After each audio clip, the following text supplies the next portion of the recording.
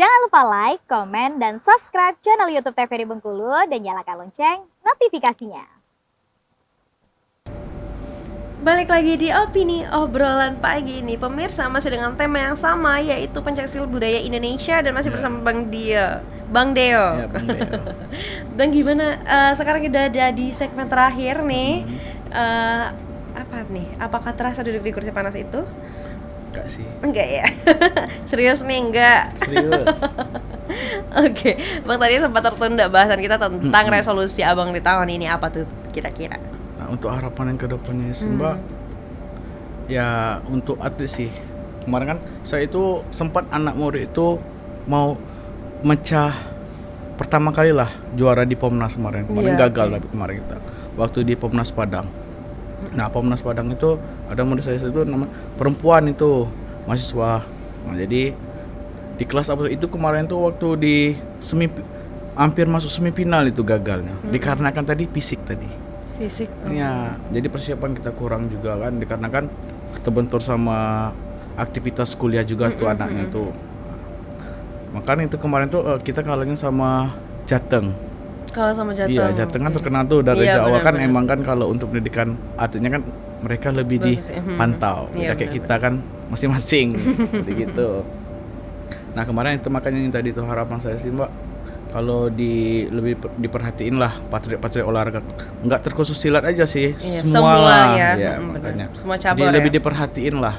Di banyak gitu tuh atlet-atlet itu yang berjuang sendiri, bahkan banyak atlet itu yang ngeluh enak lah sih Kak bawa nama provinsi lain aja. Oh, sayang juga. Iya, sebenarnya dikarenakan tadi faktor kurangnya perhatian tadi. Iya, jadi diharapkannya ya semoga ya harapannya ya semoga lebih ke depannya lagi lebih diperhatiin lagi. Iya, jadi gitu aja sih. Oke.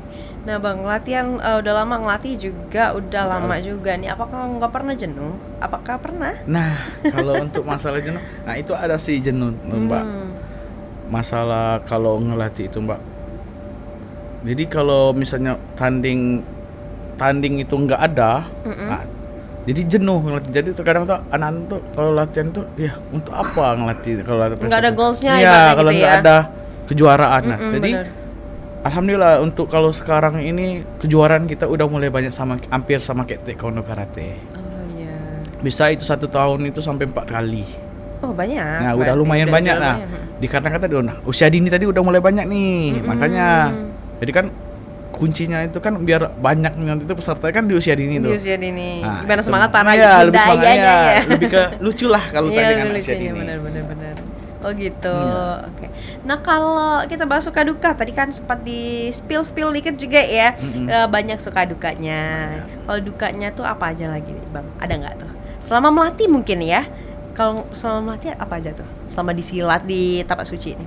Nah, kalau dukanya di tapak suci ini terkadang anak-anak itu latihannya tuh kalau mau lomba aja Mbak. Oh iya, sayang banget. Iya, jadi udah mau lomba baru datang. Kalau nggak lomba nggak datang. Jadi itu agak kalau kita jadi pelatih itu kecewa aja sih. Nah itu kalau sukanya banyak sih kalau sukanya dari ngelatih yang anak-anak bocil nih. Jadi ngelatih kesabaran itu satu. Benar kan? Enak juga sih kalau ngelatih itu. Jadi nggak suntuk, nggak gabut lah kalau ngelatih. Gitu. Lebih ke ngelatih kesabaran. Jadi kan enak aja. Enak aja gitu ya. Tapi kan kalau ngelatih ini kita nggak apa ya? Kadang mood manusia itu kan suka berubah-ubah tuh. Tapi gimana tuh? Kalau lagi ngelatih ternyata moodnya lagi nggak oke nih. Kalau Abang sendiri ada cara tersendiri kan? Nah, kalau misalnya ngandalkan misalnya mood lagi nggak bagus tuh nggak bisa ya gitu ya. Nah kita terkadang tuh ya latihannya kita rubah. Rubahnya kayak gimana tuh? Ubah. Jadi refreshing lah. Kayak makanya kalau saya itu konsep saya pribadi tuh. Kalau misalnya boring nih, anak-anak juga boring nih kan, bosan juga kan. Jadi kita ubah. Kadang tuh latihannya kita latihan fisiknya ke berenang. Oh iya. Ya ada fisik latihan berenang. Kadang tuh juga masih juga ya, solusinya ini. Terkadang kami juga ada di tapak suci itu ada kas. Makanya kita itu udah selesai latihan, besoknya kita bakar-bakar. Oh gitu. Nah itu biar ngilangin suntuk latihan, jadi mumet kan latihan terus, enggak kejuaraan belum ada. Jadi kayak gitu kita biar enggak bosan juga. Jadi ada pengalihan kegiatan Iya, gitu ya, ada benar. kegiatan-kegiatan hiburan Iya, ya. hiburannya ada, Walaupun Ya, walaupun nggak tahun baru. iya, jadi bisa bakar-bakar kapanpun gitu Iya. ya. Seru juga ya. Itu kalau sekali bakar 200 orang itu. Enggak Oh, sih. enggak. Terkadang itu ya kita seadanya aja sih, Mbak. Asalnya. Siapa yang mau ikut ayo gitu Iya. ya. Tapi iya ya, yang dukanya tadi miris juga kalau latihannya kalau mau tanding aja. Jadi jadinya nggak maksimal dong. Nggak masalah, makanya itu kalau misalnya itu kalau di tapak suci itu kita ada terbagi tuh, Mbak, kelas prestasi sama kelas umum. Nah, kelas prestasi itu kita pakai tanda tangan materai. Itu Gitu. itu program saya tuh, Mbak. Jadi kalau anak-anak emang benar-benar mau jadi atlet, ada syaratnya. Yang pertama, jangan merokok untuk kaum cowok. Jam rokok. Itu anti rokok. Kalau rokok kan udah materai 10.000 diketahui orang tua juga. Kalau cewek jangan pacaran. Nah, jadi kalau anak-anak itu kalau udah pacaran dia fokus lagi bucin-bucinnya. Nah, jadi nggak fokus ngelatihan.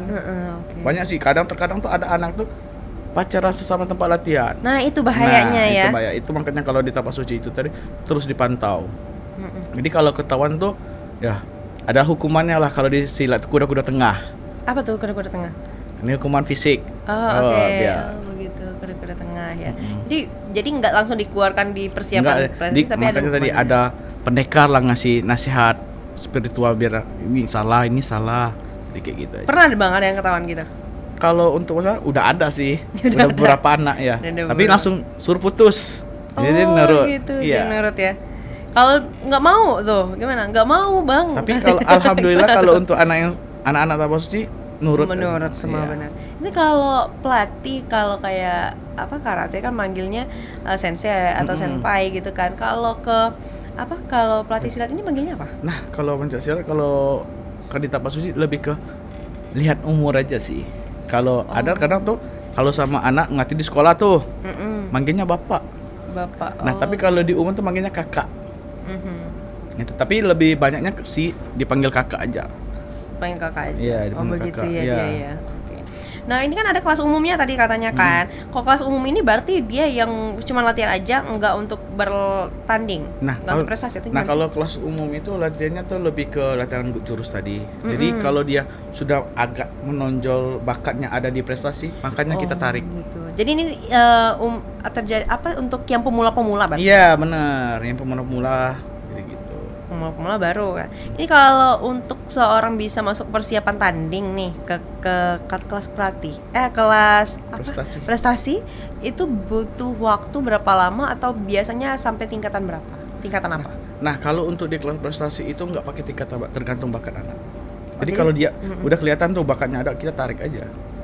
Latihan umum tetap, prestasi tetap, tapi lebih menonjol. Nah, kalau yang membedakannya apa sih? Prestasi itu latihannya hampir tiap hari, Mbak. Nah, gitu. beda. Jadi tergantung anaknya nih kuat nggak gitu Nah, ya. makanya di umum itu cuma seminggu 2 kali. Iya benar. Kalau prestasi itu tiap hari itu latihan, tiada hari tanpa latihan. Kayak dari tempat latihan. Kadang tuh ada anak-anak yang iseng tuh ya, jangan sampai silat apa tuh sekolah menghalangi silat. Nah, itu yang kadang tuh jengkel tuh anak-anak yang nakal. Iya, iya. Itu emang udah hobi bener tuh di pencak silat itu. Udah di situlah hari-hariannya di Iya, sana mulu silat. gitu. Pulang di sekolah silat. langsung silat. Langsung silat. Itu berarti kalau waktu latihannya itu kapan? Nah. Tapi katanya tadi kan ada malam gitu kan. Nah, jadi kalau untuk atlet itu Mbak latihannya sore, nggak ada malam. Oh, sore. Jarang sih malam. Karena untuk kesehatan atletnya Iya, juga kesehatan pagi atau sore. Nah, kalau malam itu mayoritasnya ke orang-orang ya dewasa lah. Mahasiswa apa itu aja sih kalau latihannya. ya. Seperti itu ya. Nah, kalau misalnya untuk tanding nih mau apa ya? Mau udah mulai ikut tanding, udah persiapan gitu kan. Terus itu apa aja tuh yang harus dijaga dari para atlet kita? Kalau mau bertanding tuh, Kalau udah masuk persiapan tanding nih, kan tadi udah ada hitam di atas putih Ya, ya, benar. udah pakai matra Iya. ya. Berarti apa aja lagi tuh yang harus dijaga itu memang benar-benar nggak boleh dilakuin. ya makanya gini Mbak, kan anak itu kalau apalagi anak-anak kaum remaja remaja kan masih susah Iya. dihandle tuh.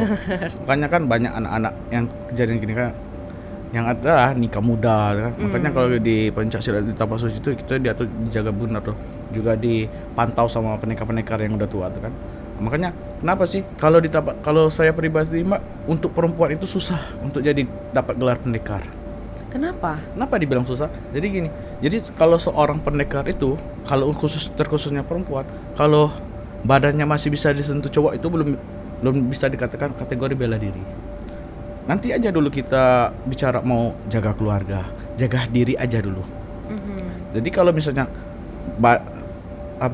tubuh kita masih bisa dipeluk cowok, masih bisa diajak berdua aja tanpa pamit orang itu belum termasuk tergantung. Belum juga dikatakan Jadi itu nggak bisa bela diri. Nggak bisa pendekar. Belum itu. Makanya kalau untuk mindset saya sih lebih kalau untuk ngelatih cewek lebih ke jaga adab lah. Jangan sampai, makanya tadi kan kita kan lebih tanya di Muhammadiyah tuh, lebih menjagakan adab.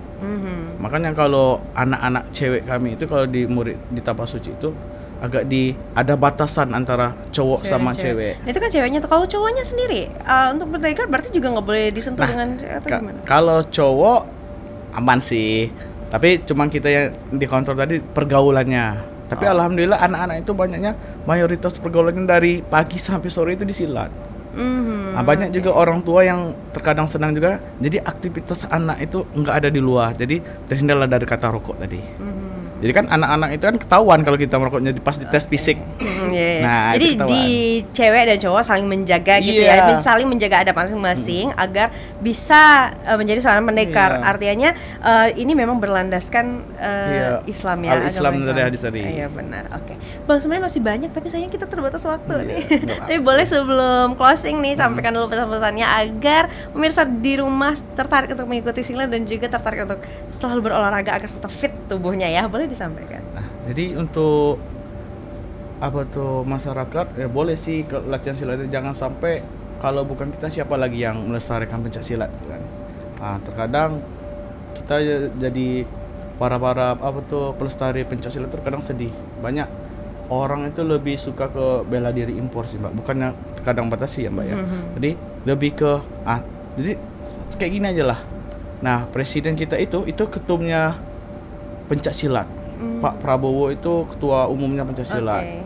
Nah, makanya lebih kalau bisa anak-anaknya lebih diajari lagi ke pencak silat, nggak usah takut. Jadi di silat itu aman kalau untuk anak. Jadi opini-opini yang di luar itu nggak usah ditanggapi aja. Disampingkan aja ya. Jadi jangan takut karena tujuannya baik untuk tubuh dan juga diri kita masing-masing gitu ya Bang ya.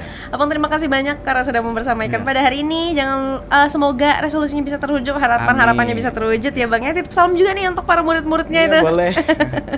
Untuk pemirsa terima kasih banyak karena sudah menyaksikan Opini pada pagi hari ini. Jangan lupa terus saksikan Opini pukul 8 pagi hanya di TVRI Bengkulu. Saya Uterno Fadini mewakili kerabat kerja yang bertugas pamit undur diri. Sekian dan terima kasih. Wassalamualaikum warahmatullahi wabarakatuh dan sampai jumpa.